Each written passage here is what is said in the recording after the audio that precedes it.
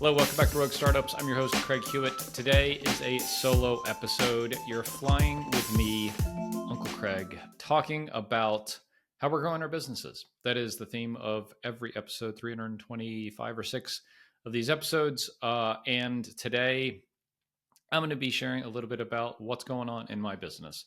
I know that these are the most popular episodes because y'all tell me. Y'all tell me on Twitter and in LinkedIn and on email, hey, Craig, I really like this update. I love hearing what's going on kind of behind the scenes and getting the real kind of skinny on what's up in your world.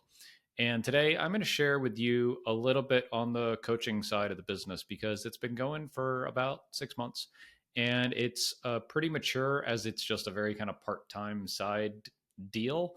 But I did want to share kind of what I've learned, because that's the whole point of this podcast, just sharing what I know, but also not just to share, but because you probably will take a few things away from this that will be helpful for you in your journey as a founder. And my sincere hope is that you grow faster, more sanely, more sustainable, and more profitably as a result. So with that, I have 5 things I want to talk about that I see across the board in almost everyone that I coach. And I'm doing about 8 or 10 customers on a one-on-one basis, and then serving as advisor in residence at TinySeed, where I've exposure to like 200 companies, and I've probably had calls with about 50 of them so far, and have seen a lot of stuff. You can imagine that the issues and the topics run the gamut, but I really broke them down into these 5 categories and considerations. And along with this, I've gotten some best practices and some rules of thumb and some ways I'm thinking about these things to help founders level up themselves, their game, their business, and kind of get through this, right? Because that's all that we're trying to do is get through this and thrive and survive. So with that, I want to introduce the first topic, which is uncertainty. You'll hear this a lot in the entrepreneurial world, and you as a founder probably know that going from 0 to 1, or really from 1 to 10 or 1 to 100, whatever it is really weird because literally nobody's ever done this before. Nobody has started your business in your industry and grown it in the way that you're doing it. Sure, if you're a CRM, there are blueprints and you can follow HubSpot or Close or Pipedrive or Attio now, whatever, but everything about your journey is going to be slightly different. And so while I do believe in these rules of thumbs and these kind of, what is it when you're bowling and there's the gutter thing, right? There are these things that can keep you out of the gutter, like best practices around growth and marketing and product and things like that. But even within that lane, if you want to continue the bowling analogy, there's a lot there that you have to make decisions about and that you have to make up.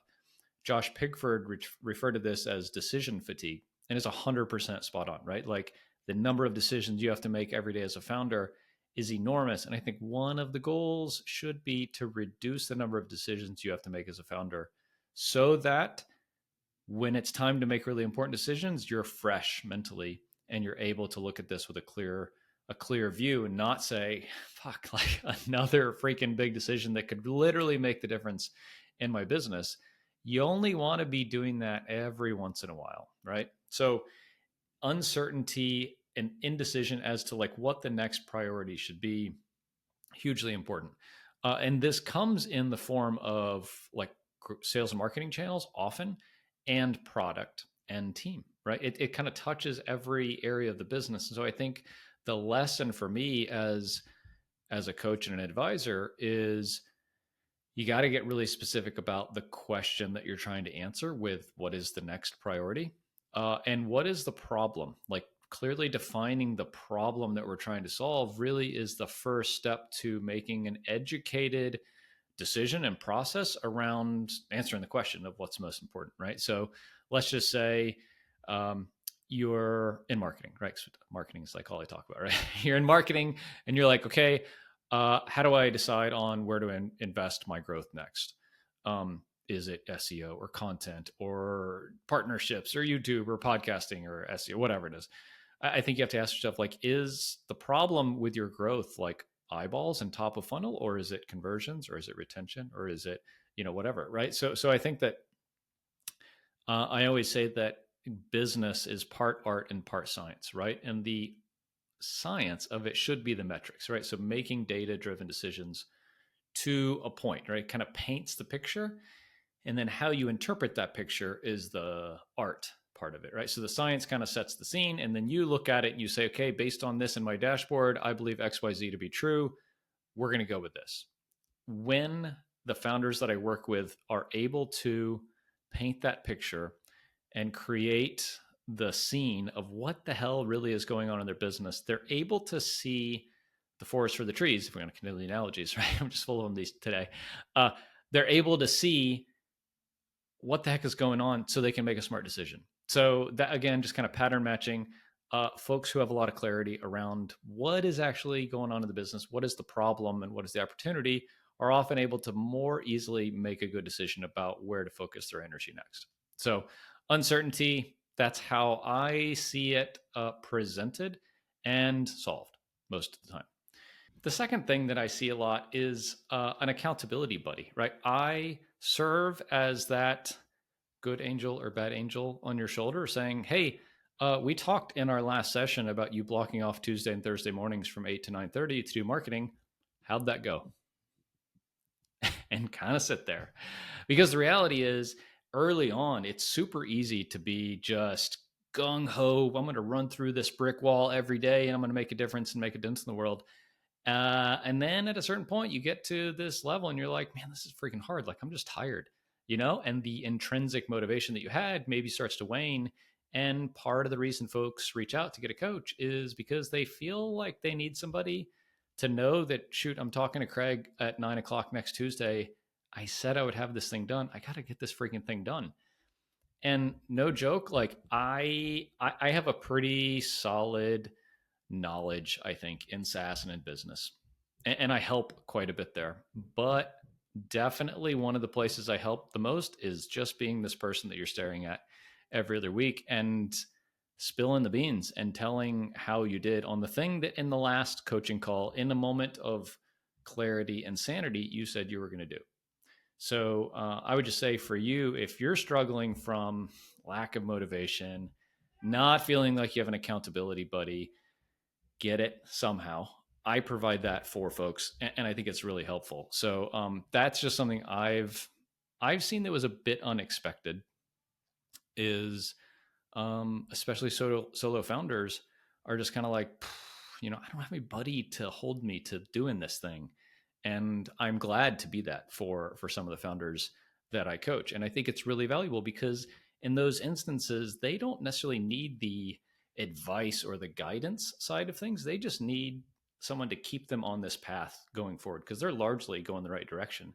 And they need to, keep those trains moving and tweak a little bit, here and there. But largely it's like, hey, how do I keep this thing rolling?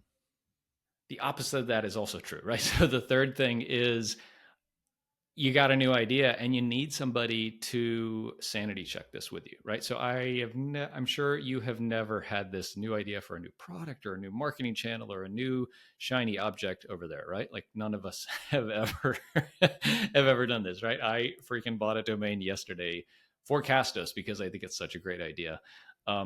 It is kind of an opus that we're gonna start writing, but like ideally I would have somebody to bounce that off of and be like, hey, I'm thinking about doing this thing, like, is this crazy or is this a good idea? And so like that's my coach for me, and I am that for some folks, right? It's like, you want to go do this thing, or you want to explore this avenue, or you want to hire this person, or you want to go raise a bunch of money. Again, especially as a solo founder, or even for founder teams, I do coach several founder teams within TinySeed. I don't have any through like that I coach privately one-on-one, but through TinySeed definitely do. And a lot of the calls that I have are like, hey, I'm thinking about doing this thing. Please shoot holes in it. And a lot of times these are smart folks, right? They got successful businesses. They're like, hey, this is what I'm thinking, shoot holes in it. And maybe I have a couple places where I'll challenge them or I'll ask probing interesting questions to make them think about the ramifications or the unintended consequences of something that they may be doing. But a lot of times they're largely on track. Sometimes not, right? But largely, you're on track. Your founder intuition is usually spot on. And you just need some confidence and some reassurance to say, like, cool, that's right. maybe I'll course correct 5 degrees over here because this part I hadn't really considered. But that's the value of working with somebody, and that's something that I do that I think is really helpful. The next one is challenging for everybody who has ever had financial troubles in their personal life or in their business, is figuring out how to get out of this mess. I think it's no surprise that, like, for a lot of folks, like, the economy is not great, inflation, and SaaS is kind of not on an upward slope right now, and so a lot of companies are like, "Hey, things are getting tight. What should we do next?" And those are hard because you literally can't talk to anyone else about that stuff, right? You can't go on Twitter and work in public about the fact that you got $5,000 left in the bank and payrolls tomorrow. You can't, largely kind of talk to your mastermind group about that because they may have never seen that before. Um, I've never had $5,000 at the bank, but we've definitely, like, raised money and spent it and had to raise more and wanted to raise more, and we've had loans, and we've done a lot of these things. And so, um, not just through my personal experience, but through kind of like learning how to be a better coach, I am helping folks through these emotionally challenging times where this is, again, like, they know the right thing to do. Like, the right thing to do is you got to cut expenses. If you're not growing, you got to cut expenses. If you're growing, maybe you get debt or something to get you through this kind of part in the J curve to where you pick it back up the other side and you're really off to the races again. But when you have financial troubles in the business, you largely are not thinking clearly. You're emotional, you're sad, you're passionate, you're unrealistically hopeful often.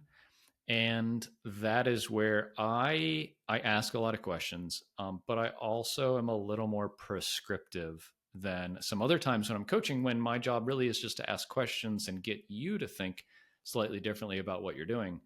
And in situations where I think folks can't or aren't thinking clearly, I'm a little more prescriptive in saying, like, I think this is the path for you, or why don't we consider this? And so if you're a founder who's like, man, like, I see the end of the road coming, or I don't know if we're going to make it, um, one, I would just be happy to chat with you for free. Like, that's I wouldn't charge for anything like that. But through the journey of coaching founders, like, this is kind of part of the life cycle of a lot of businesses. It's like, cash can get tight. If you're reinvesting everything back into the business, you're gonna have cash crunches. And I haven't talked to a founder yet who hasn't experienced some version of that, and it sucks. And like, knowing how to handle that and deal with it, a lot of us kind of lived through COVID, where we had to make some of these difficult decisions totally out of our control.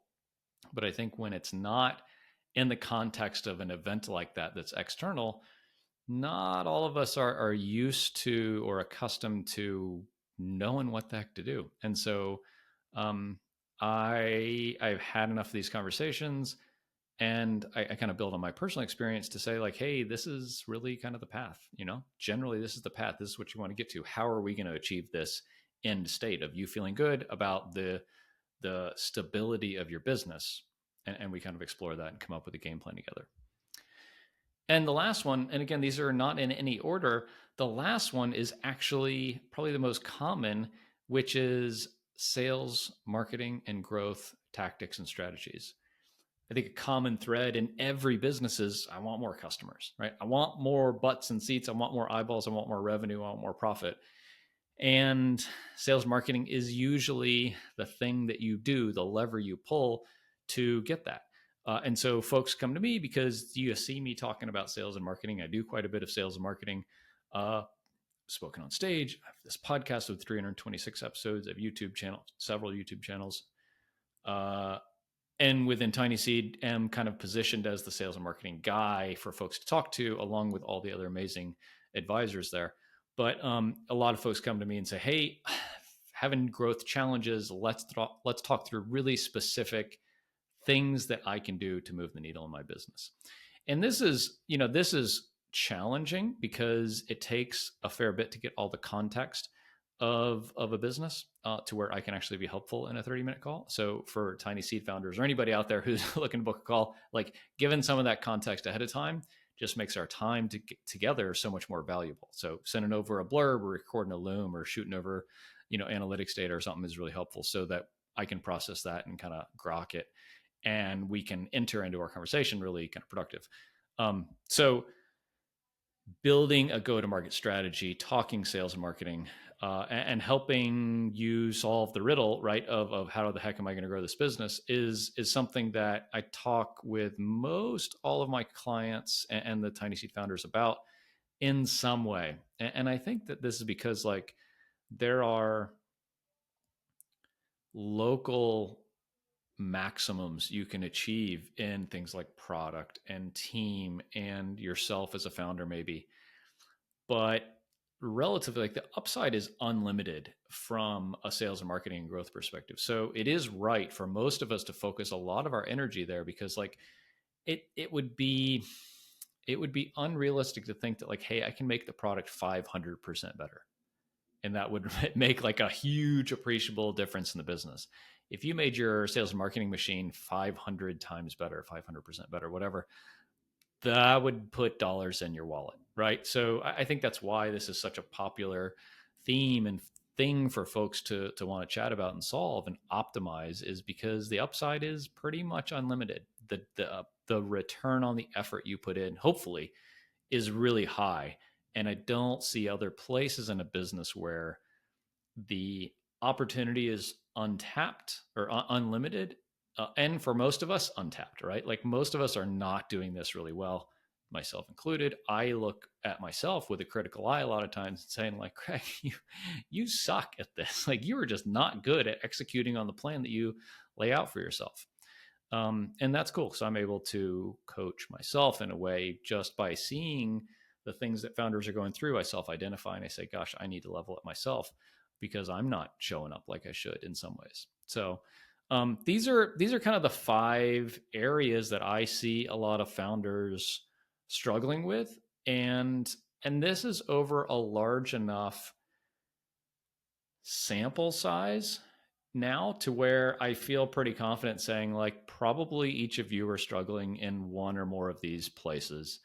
And whether that's working with somebody or getting a buddy, or just texting a friend or going on Growth Mentor or hiring someone like me to help you out, like I guess first, like you're not alone, right? You are human. You are absolutely probably kicking ass, right? But you also probably know, like, gosh, I could be 10% better if I had more clarity, if I had a better handle on my finances, if I had better growth, sales and marketing strategies and tactics.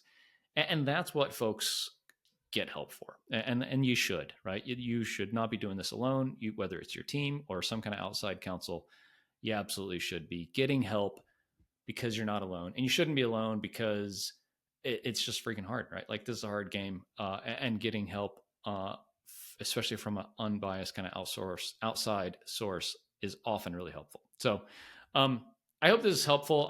I've never seen anything like this online, really, to say like, hey, someone who has coached at this point kind of 100 different companies is given perspective to kind of roll that up and say, these are kind of the 5 areas that most founders typically struggle with. And at least hopefully you identify one of these and you say, hey, cool, I'm going to work on this thing for the next month or the next quarter. And if that's the outcome that comes out of this, that's amazing. And I'm so happy for you. And I wish you all the best. So that's a wrap. I hope this is fun. I hope this is helpful. If you have any questions, shoot me a message, podcast@Rogue Startups. I am the Craig Hewitt on Twitter. If you're looking for coaching, head over to craighewitt.me/coaching. Would love to chat, offer free kind of consultations and free coaching sessions. Would love to chat, and look forward to catching up with you soon.